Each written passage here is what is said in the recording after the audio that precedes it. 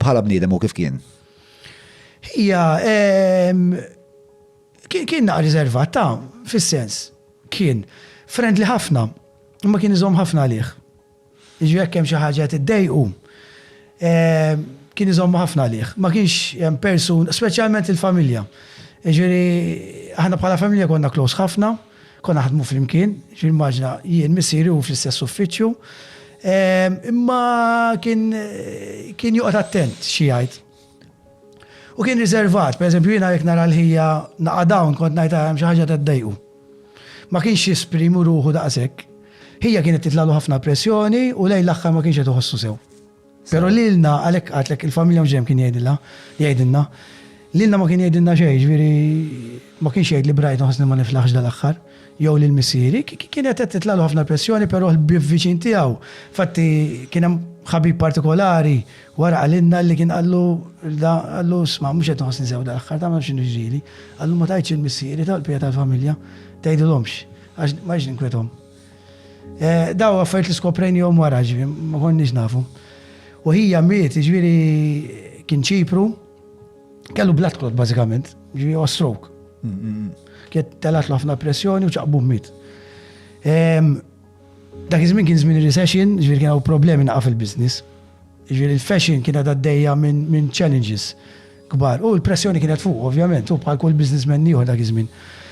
Insomma, u tabib kien qallu mura tal-ġimgħat fil-mobiles, dak iż-żmien mobiles bdew kienu ġiġa. U sriħ. U l-intenzjoni ta' dik il-holiday kienet biex imur Ċipru biex jisriħ biex jaqtam il-business. Infatti fl-aħħar kliem li għatlu dejja sit fi dak l-ostja mobile u ħallik mill-business, ħalli fidejna. Toqgħodx taħseb. Għalli huwa braqli ħan nipprova nagħmel dik l-aħħar kelma li għalli miskin. Daħħal ħafna affarijiet hawn Malta li għadhom jinħassu sal-lum. Ħija kien pereżempju dak wieħed minn dawk li beda Earth Garden li għadu jsir sal-lum. Il-fondaturi ta' Earth Garden kienu ħija, Peter Paul ta' Tribali u Ruben ta' Koluri. Ta' Koluri. U kien ġi fuq għalli braj, ħana x'taħseb fuq din. Għatlu diġi għannata. Għaw Malta dal-istil. Mux ħataħdem. Ma qbilx maħħa, ħriġna da, għalli x'taħseb, għatlu forget it-des. Jien ma naqbilx. Għalli għabla sens, di mux ħataħdem. Dis-sens ta' identità ġdida. Ma u x'kien jaħseb?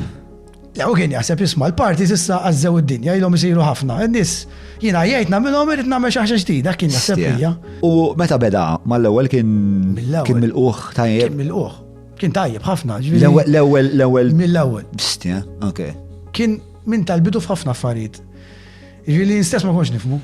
Ġieli ma qbilx miegħu kont ngħidlu dejja se taġġel ma tagħmilx sens di. Li kien persuna innovattiv ħafna.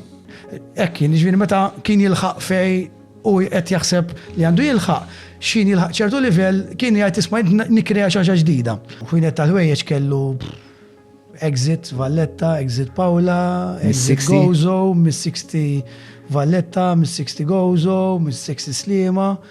Hija beda bil-business meta kellu 18. Mitta 34, l-għada ħajlaq 35. U f'dal periodu qasir nexxielu jagħmel ħafna affarijiet.